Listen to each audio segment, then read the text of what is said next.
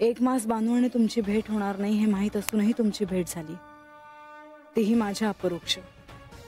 आणि असं असताना माझा राग असह्य होणार नाही का? देवा, आता माझ्या पैसे समजा खरं काय आहे ते कळणार आणि तुम्ही मला सोडून जाणार. खरं तर मी चिडणं स्वाभाविक होतं, पण तरीही ती तुमच्या समोर माझ्याशी भांडली. देवांनी आणलं हाय मला हात. मला कोणाच्या परवानगीची गरज नाही. तुम्हीच सांगा, यात केवळ माझ्या एकटीचा दोष आहे का? माझ्या एकटीची चूक झाली आहे का?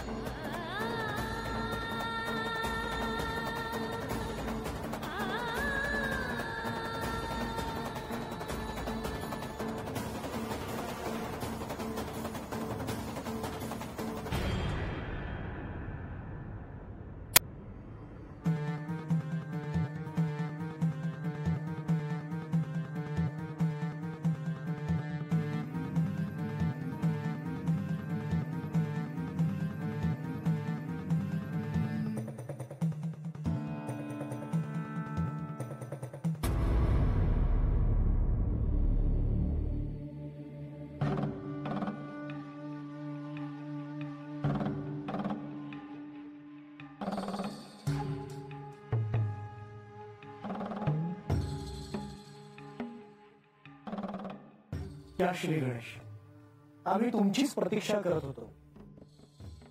तुम्ही श्री खंडेरायांना भेटायला गेला होता. तिथे काय घडलं असेल हे जाणून घेण्याची आम्हाला उत्सुकता आहे.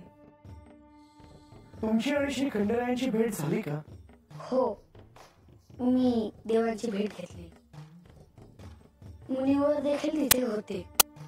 मग श्री खंडेरायांनी गडावर पुन्हा येण्याकरता तुमच्यात आणि श्री खंडेरायांमध्ये काही बोलणं झालं का? ह्या क्षणी ते जेजुरीत येतील की नाही हे सांगणं कठीण आहे. तुम्ही माणसांना सहाय्य करण्याविषयी तुम्हा दोघांमध्ये काही बोलणं झालं का? हो, मातेला सहाय्य करण्यासाठी मी त्यांच्याकडे अनुमती मागितली. मग याविषयी श्री खंडेराय काय म्हणाले? त्यांनी मला अनुमती दिली.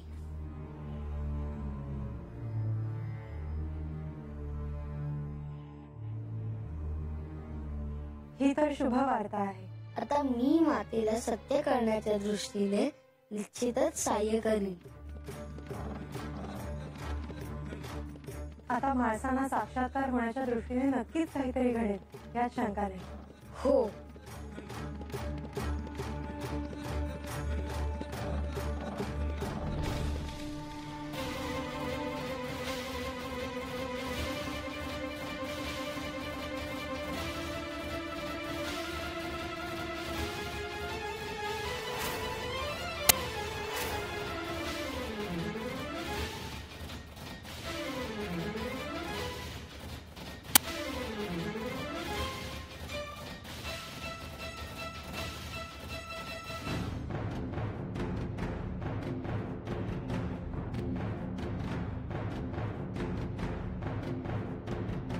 तुम्ही आहात.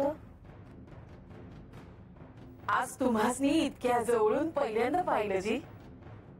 तुमची कृपा असावी. मला तुझ्याशी एकांतात बोलायचं आहे.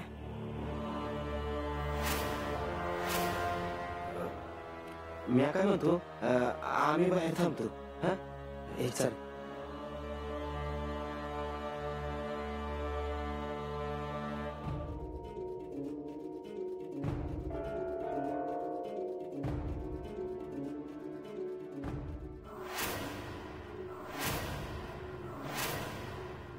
याजी नाही,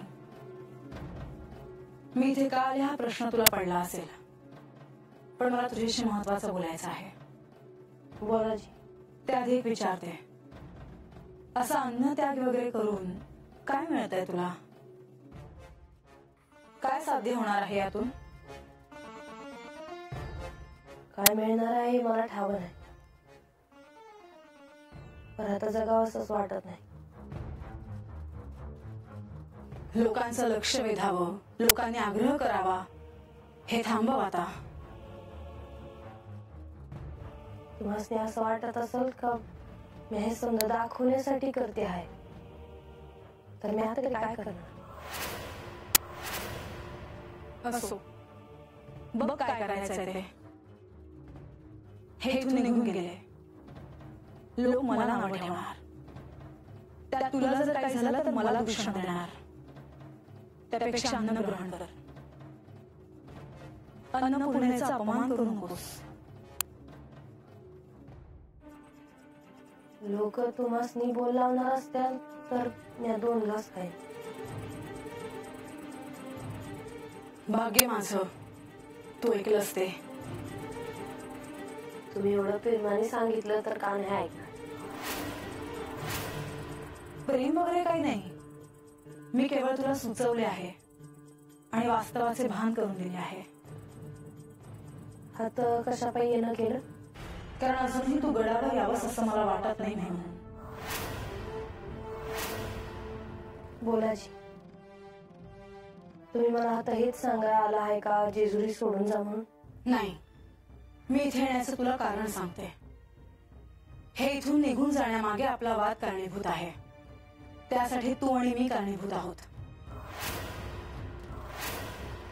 होय, समध्या असंच म्हणते.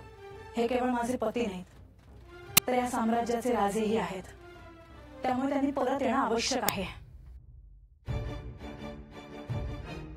पर हे कुठं आहे ती हे ठाव आहे का? ते तर कोणालाही ठाऊक नाही. पण म्हणून आपण हातावर हात धरून नाही बसू शकत ना. मग काय करायचं आहे जी? मी सूर्यदेवांशी बोलू शकते. ते ह्यांच्यापर्यंत आपला संदेश पोहोचवतील. सूर्यदेवांपासून काहीही लपलेलं नाही. त्यांना ठाऊक असेल की हे कुठे आहेत. आणि म्या काय करू? तुलाही सूर्यदेव दिसतात हे मला ठाऊक आहे. तेव्हा उद्या सूर्योदय झाला की त्यांना प्रार्थना कर की आम्ही दोघी देवांची प्रतीक्षा करतो आहोत. दोघींमधला वाद विसरून आम्ही आपल्याला प्रार्थना करतो.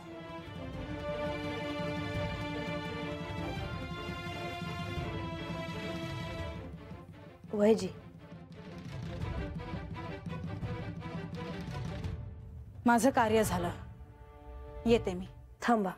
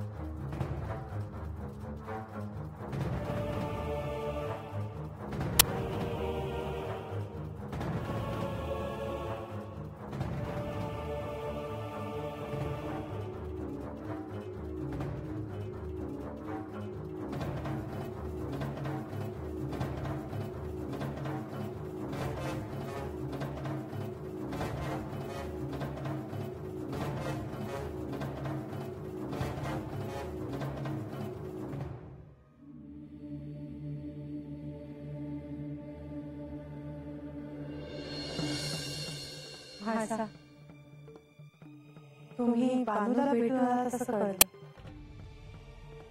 कशी झाली तुमची भेट? अशा पद्धतीने मला तिच्याकडे जावं लागेल असं कधी वाटलं नव्हतं, पण जावं लागलं. आता माणसाला काही राग लोभ उरलाच नाही, किंवा त्याला काही अर्थ उरला नाही. देवी असं म्हणू नका. कुठल्याही क्षणी हे सगळं अर्थपूर्ण आहे असं वाटू लागेल आपल्याला. असं वाटलं तर उत्तमच आहे. तुमच्या भेटीत काय ठरलं? म्हणजे जर तुम्हाला सांगावंसं वाटलं तर सांगते. त्यात लपवण्यासारखे काही नाही. आजच्या परिस्थितीत त्यांनी जेजुरी गडावर येणं जास्त महत्वाचं आहे.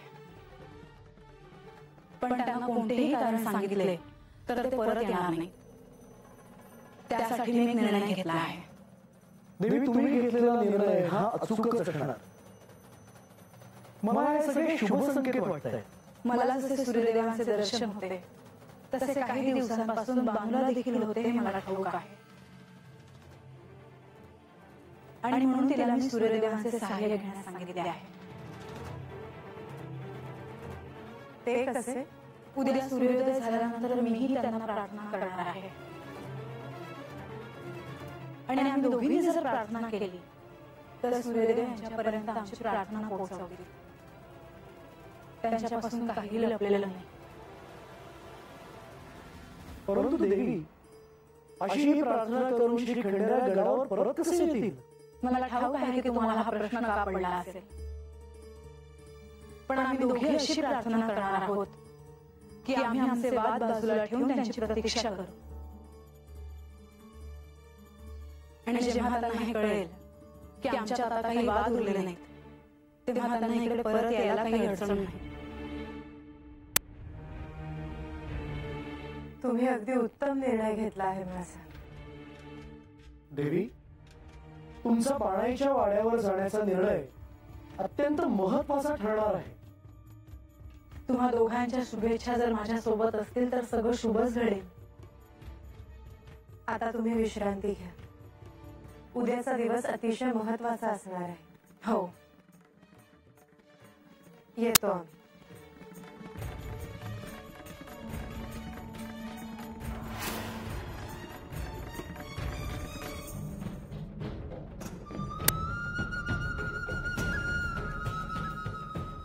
बानू, म्हाळसादेवी आता तुला भेटायला आल्या होत्या. हे समज काय आहे? म्हाळसा देवीसने आलेल्या बघितल्या मला तर वाटलं सापानच बघतोय का काय. म्या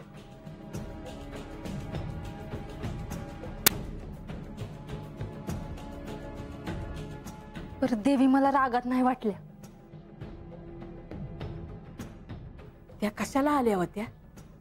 म्हणजे काय बोलणं झालं तुमचं?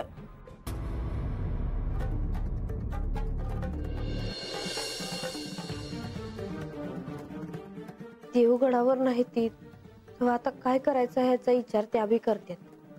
मग काय ठरलं? तुम्हाला सांगावं असं वाटलं तर सांगायची. का पाहिजे त्या देवासनी सांगावा धाडणार आहे. पर देव कुठं आहे हे ठाव आहे त्यासनी? नाही, मग आता कसं होणार? ते सुरव देवांसंग सांगावा धाडणार आहेत. आणि ते कस काय? म्यान म्हाळसातही आम्ही दोघी संघ मिळून त्यासनी प्रार्थना करणार आहोत. आम्ही आमच्यातला तंटा बाजूला ठेवणार आहोत. तेव्हा देवानी आता जेजुरीमध्ये माघारी यावं. नाही, पर मी असं ऐकलंय का देवींसंग सुरवदेव बोलतात म्हणून, त्यासनी दिसत्यात. मग तू आता काय करणार? मला बी सुरवदेव दिसतात, त्यासनी दिसतात तसे. काय? तुला बी सुरवदेव दिसतात? अरे हे काय करतो आहे? बानू, सुरवदेव दिसत्यात म्हणजे साधी गोष्ट नाही ही. आता कळलं का बानुताई कोण आहेत ते? मला आधीपासून ठाव आहे का आपल्यामध्ये असं आतापतूर कुणी बी झालं नाही. नाही म्हणजे आता सांगावा धाडला तर देव येतील ना? मग देवानी ऐकलं पाहिजे. ऐकताल की, का नाही ऐकणार? या गोष्ट ध्यानात आली का? आता आणखी कुठलं खूळ काढतायसा डोसक्यातनं? ऐक म्हणजे कळेल तुला. देवीनी सांगितलं त्याला 1 मास पुरा होतोय उद्या. देवी काय उगाच आल्या नाही हात. द्याव आलं म्हणजे त्यांच्या संग त्या जातील कैलासात.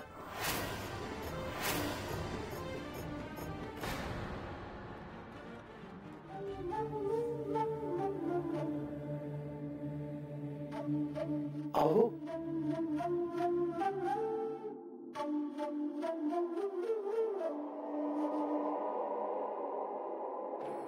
काय झालं माझं?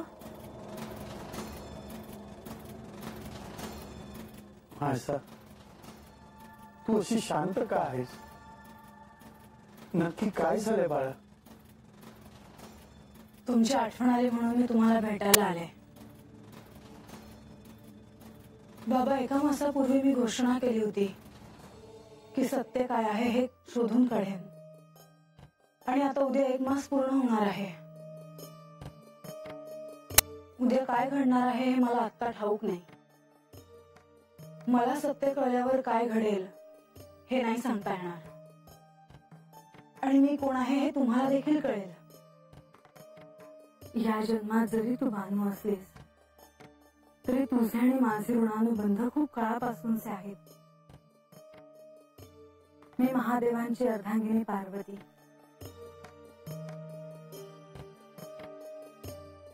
तुमच्या पोटी जिने जन्म घेतला आहे ते तुमच्यासाठी मायसा आहे. त्या प्रत्यक्षात श्री महादेवांच्या अर्धांगिनी श्री पार्वती देवी आहेत.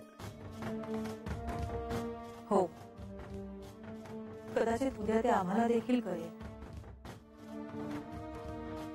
मग तुझ्याशी कसं बोलावं, कसं वागावं हे आम्हाला कळणार नाही. असं नाही आई, मी गत जन्मात कोणीही असले तरी या जन्मात मी तुमच्या पोटी जन्म घेतला आहे. मी तुमची कन्या आहे, तुमची म्हाळसा. आणि याचा विसर मला कधीही पडणार नाही. तुझे संगोपन करताना आमच्याकडून काही कमतरता राहिली असेल तर आम्ही तुझी क्षमा मागतो. बाबा, असं नका म्हणू तुम्ही. लहानपणापासून तुम्ही मला कधी कशाची कमी पडू दिली नाही. मी जे जे तुम्हाला मागितलं ते ते तुम्ही मला दिलं आहे. आजपर्यंत माझ्या प्रत्येक निर्णयात तुम्ही माझ्या पाठीशी उभे राहिला. त्यासाठी मी तुमची ऋणी आहे. अगं, असं बोलू नकोस म्हाळसा. तू कोणाच्याही ऋणात नाहीस. उलट आम्ही तुझ्या ऋणात आहोत. तू आमच्या घरी जन्म घेतलास आणि आमच्या जन्माचं सार्थक झालं.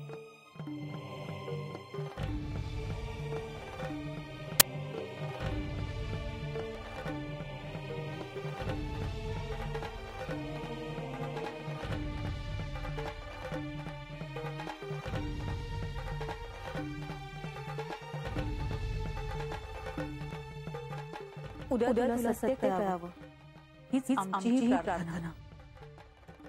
आणि तुला हे सत्य कळाल्यावर तुला आमचा विसर पडू नये ही तुला प्रार्थना.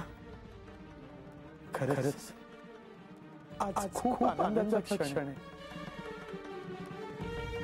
आमच्या माणसाला उद्या सारे सत्य कळणार याची मला खात्री आहे.